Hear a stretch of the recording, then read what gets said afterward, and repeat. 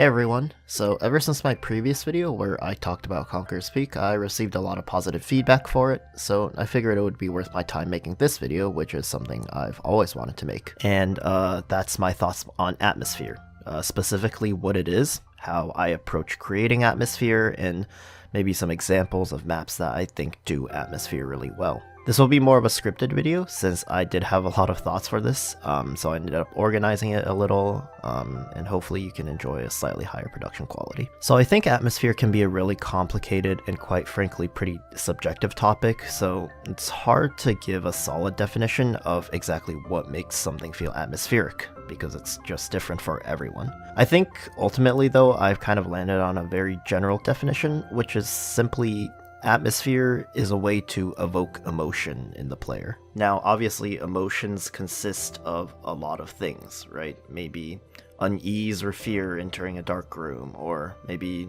loneliness as you explore an abandoned wasteland, or the cozy feeling of running around a familiar, friendly feeling place. I think when we put these atmospheric settings into words, it ends up being an emotion. So going off of this definition, I've kind of narrowed down the things that I personally consider when trying to create atmosphere.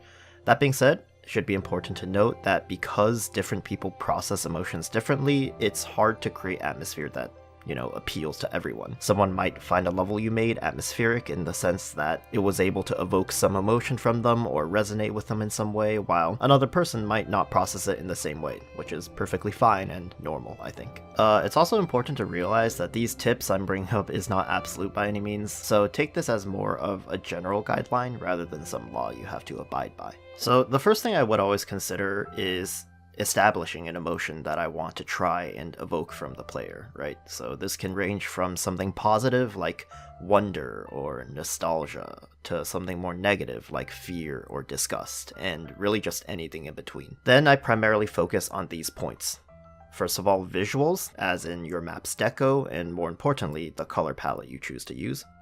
The music, as well as ambience. General level structuring and gameplay, which I think is kind of a big one that I never really see discussed. And finally, a bit of world building never really hurts. As I go into these details a bit more, I'll bring up some well-known maps that a lot of people consider to have great atmosphere and maybe how they sort of exhibit these aspects. And also, if you'll excuse the bit of shameless self-promotion, I'll be talking about one of my maps as well. I know the thought process behind its development after all, so hopefully those examples will be, a bit more meaningful. So let's address the first point, which were visuals, right? So in other words, what the player directly sees on the screen. So this includes stuff like the overall setting you're going for, the colors that are being used, the decals and tile sets you end up choosing, the style grounds, visual depth through parallax, so on and so forth. I'll zone in on some of these aspects in a map I made called Hibernation Apex. I'm particularly proud of the atmosphere of this map, and, at the risk of tooting my own horn a little, the general consensus I've seen from others that have played this is, I think, generally agreement in how atmospheric the map is, so hopefully it'll serve as a decent example to the point, and also hopefully I don't sound like a complete ass talking up my own map like this. This map's setting takes place on top of a snowy mountain, in which the ruins of an abandoned mining facility resides.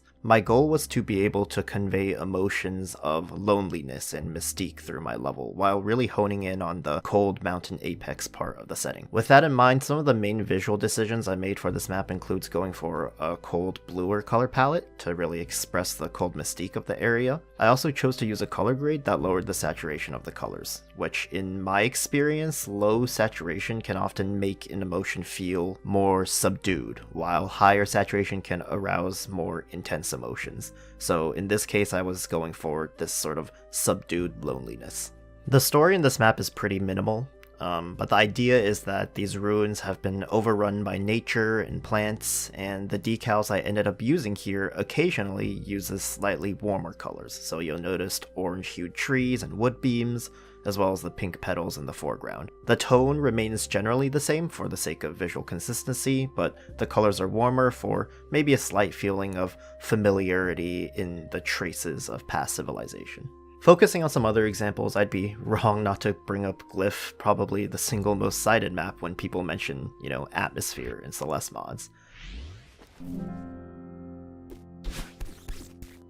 Now, I think Glyph does a lot of things perfectly in the atmosphere department, so this isn't the last time I'm going to be bringing it up. But just looking at the visuals, each area has a distinct color palette that evokes different emotions, right? So you have the serene and calming colors of pink and bright hues in the spring as kind of like a light introduction to the map, and then you contrast that with a dark and threatening tone of the black and white final void section, which builds up to this dramatic finale. You have this harsh blue in the winter section, which tells a story of cold and loneliness, and then you get warmer hues in summer and fall that make you feel more nostalgic or maybe perhaps a sense of wonder. Another somewhat recent example of visual atmosphere is Paint from Strawberry Jam, which many regarded as probably one of the prettiest levels ever made.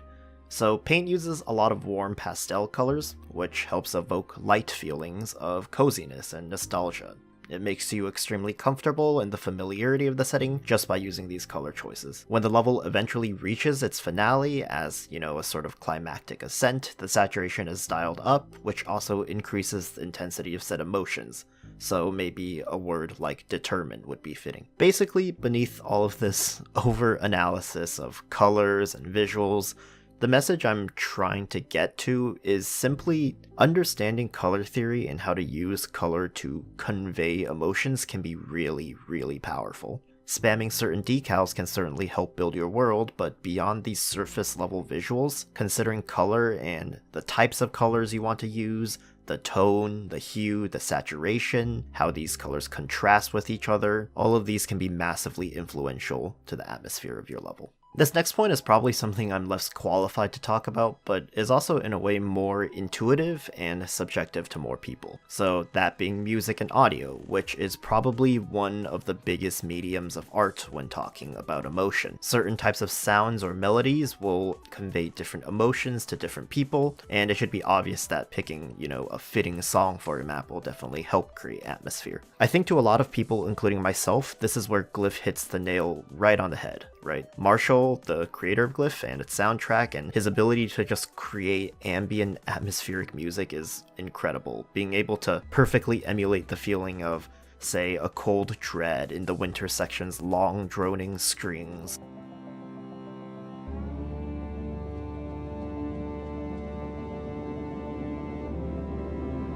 Or the chirping of the birds in the spring being calm and familiar. Or the mysterious feeling of exploration in the fall through uses of these ambient, whale sounds.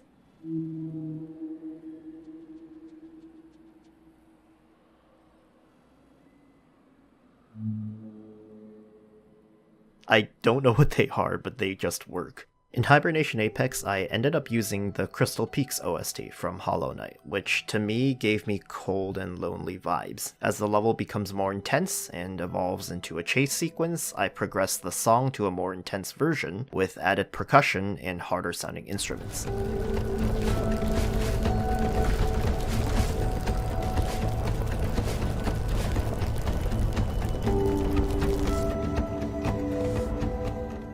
I think implementing these types of music progressions and layers that sort of change with your level can do a lot for atmosphere, and overall makes the level feel more dynamic, as if everything about it is changing when you play through it, including the music. This third point is something I rarely see anyone mention when it comes to atmosphere, but I think the way your level is structured and its subsequent gameplay style can very much influence atmosphere as well. For this example, I'm going to refer to The Climb from Spring Collab. Aside from the music and visuals, what ends up carrying a lot of the atmosphere for me is the way the level is structured and plays and just presents itself. In this level, neutral jumping is disabled, and there's a lot of vertical scaling, so the only way to make progress is often to make these tight, precise jumps and expend your stamina to the limit. The level's deliberately open with, seemingly multiple paths to choose from, which sometimes the goal is to figure out where you can even go. The open level design encourages exploration of the structure that is so seemingly empty and directionless, which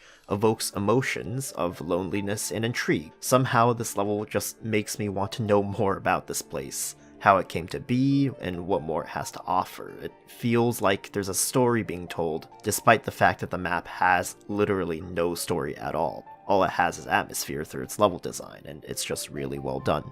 Down the Mines is a kind of hidden gem that focuses heavily on the concept of getting lost and exploration. If you haven't played it, seriously, go check it out, it's really good. The atmosphere of this map is oppressive, confusing, and creepy. You'll go through rooms with multiple branching paths, some looping back to previous areas, some unlocking shortcuts, and some that branches off even further. The level is often claustrophobic with tight cycle gameplay to complement that. Basically, everything about the way the level is structured makes it feel mysterious, makes it feel confusing and slightly unnerving, as if there's something you're always missing. It's another really well-made example of how the level and gameplay can influence atmosphere. Once again, going back to Hibernation Apex, the first half of the level focuses very much on gameplay that moves vertically up and down. You're exploring an abandoned mining facility on a snowy mountain. It would make sense for the path to be somewhat non-linear. Rooms go from left to right, bottom to top, top back down, then right to left again. There's occasionally a bit of focus on vertical scaling without many obstacles to give the feeling of scaling a mountain. Or take this path, where the main path is blocked off and impossible to progress from, while an alternate hidden path will allow you to move on, something that you may very well encounter in an area with no traces of people and only the ruins left behind by nature. So despite the fact that Hibernation Apex is not an exploration map, it can still give off this feeling of exploring a lonely, cold, and empty ruin simply through structuring, creating rooms that don't always move in one direction, or looping back and forth within those rooms, or having minor alternate paths that give an illusion of exploration. These are all little cheat codes, I think, that can really influence the atmosphere of your map. Lastly, I think having some form of world building can also be a little cheat code to immerse the player in your map more and create atmosphere. So this can come in the form of a story, or even just something akin to, a bit of a quick tease. Draw the player in and make them want to learn more. This note in Down the Mines is a simple and effective way of world building. It gives context to what happened and leaves on a bit of a creepy cliffhanger, which really helps set the atmosphere of the map. I want to know what happened down here, but also there's a bit of a foreboding feeling in the back of my mind. Something has clearly gone wrong, and I'm not sure if that something is something I want to find out. Farewell Fire from Midway Contest particularly stood out to me for how a bit of simplistic dialogue from a few NPCs can add so much to a world. I'll admit I was actually primarily inspired from this level specifically to add the cartographer character in Hibernation Apex, which I'll talk more about in a bit. These characters give so much life to the world and adds a whole new dimension to the level. I think aside from being really good at controlling color, Zoli's maps tend to also do this world building aspect really well, just having very natural sounding dialogue or stories that blend in and add small details to the world which have a huge impact on the experience. So like I mentioned, in Hibernation Apex I introduced this cartographer NPC who tells Madeline a bit about the area and its history. He hints at common avalanches which become a mechanic later on in the level, and then goes through how the mines used to be owned by a rich entrepreneur who mysteriously disappeared one day and left the facility to become overrun by nature. The goal here was to have a bit of mystery and intrigue behind the story, as well as just give context to why this area looks as it does now. There's also visual world building that I try to include, so throughout the level you'll be weaving in and out of different areas, such as inside of what might have been the mining facility, to outside with the snowy mountain path. I change aspects of deco, including the decals I use inside and outside, the tile sets are different, and the lighting also changes from darker to lighter. So it's just minor things like this that can really help establish a world in your map. Alright, so that's the bulk of what I wanted to say regarding atmosphere. It's a really complicated topic and can be difficult to pinpoint what exactly it is and how to create it, and even for me, I'm always learning new ways to approach these types of designs. So who knows, maybe in a year I'll completely disagree with everything I said in this video. Either way, hopefully this was somewhat insightful, and hopefully I don't sound like an ass just endlessly promoting my own level. I had a lot of fun making this one, and I'd like to do more stuff like this in the future. Okay, yeah, that's pretty much it. I don't really have a good outro. Clearly I'm not built for this whole YouTuber career thing. Thanks for watching. Please like and